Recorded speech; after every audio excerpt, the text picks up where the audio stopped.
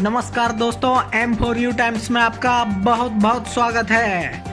देश के किसानों के लिए बड़ी खबर आ रही है दोस्तों। सरकार ने आमदनी बढ़ाने के लिए उठाया नया कदम। देश में कच्चे जूट के उत्पादन और उत्पादकता में सुधार करने के प्रयास के तहत वस्त्र मंत्रालय भारतीय पटसन निगम के माध्यम से किसानों को जूट के प्रमाणित बीज उपलब्ध कराएगा। कृषि और किसान कल्याण मंत्रालय के तहत एक केंद्रीय उद्यम राष्ट्रीय बीज निगम JCI को इन गुणवत्तापूर्ण व प्रमाणित बीजों की आपूर्ति सुनिश्चित करेगा। इस संबंध में आज JCI और राष्ट्रीय बीज निगम के बीच MOU पर हस्ताक्षर किए गए।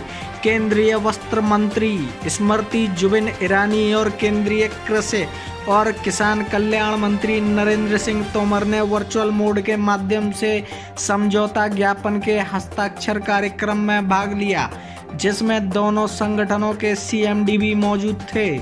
समझौता ज्ञापन वर्ष 2021-2022 में JCI के माध्यम से प्रमाणित जूट के बीज का वितरण सुनिश्चित करेगा।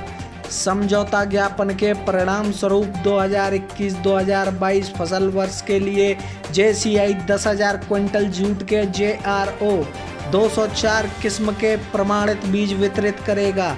इस पहले वाणिज्यिक वितरण के लिए JCI द्वारा राष्ट्रीय बीज निगम से प्रमाणित बीज खरीदे जाएंगे। इससे 5-6 लाख किसान परिवार लाभान्वित होंगे। नकली बीज के बाजार में भारी कमी आएगी और JCI के राजस्व में वृद्धि होगी।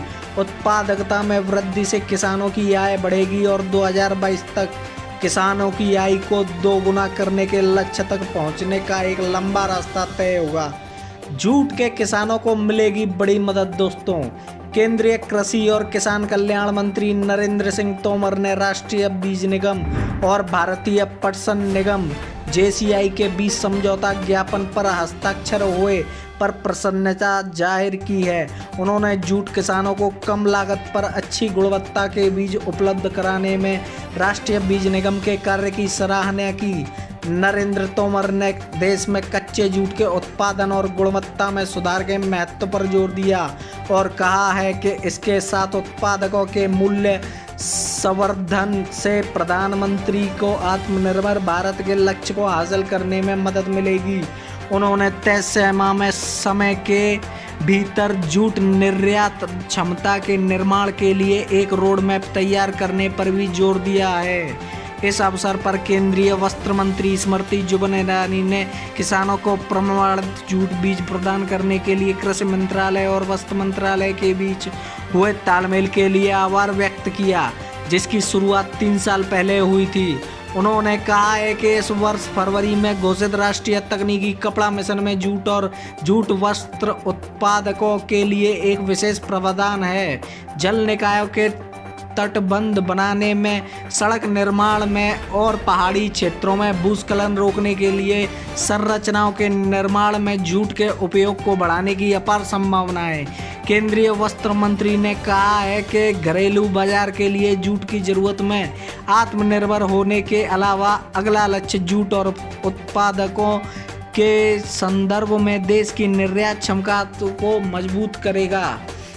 जूट परियोजना iCare के अंतर्गत क्षेत्र की 3 एजेंसियां भारतीय पटसन निगम, राष्ट्रीय जूट बोर्ड और central research institute for jute and allied fibres jute की मात्रा और गुणवत्ता के समग्र सुधार के लिए आधुनिक कृषि विज्ञान आधारित प्रथाओं को बढ़ावा दे रही है।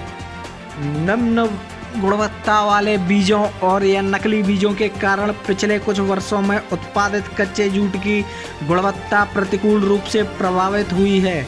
यह समझौता ज्ञापन सुनिश्चित करेगा कि जूट किसान विभिन्न कृषि जलवायु परिस्थितियों और गहन फसल प्रणाली के लिए सर्वोत्तम गुणवत्ता वाले बीज प्राप्त करने में सक्षम है।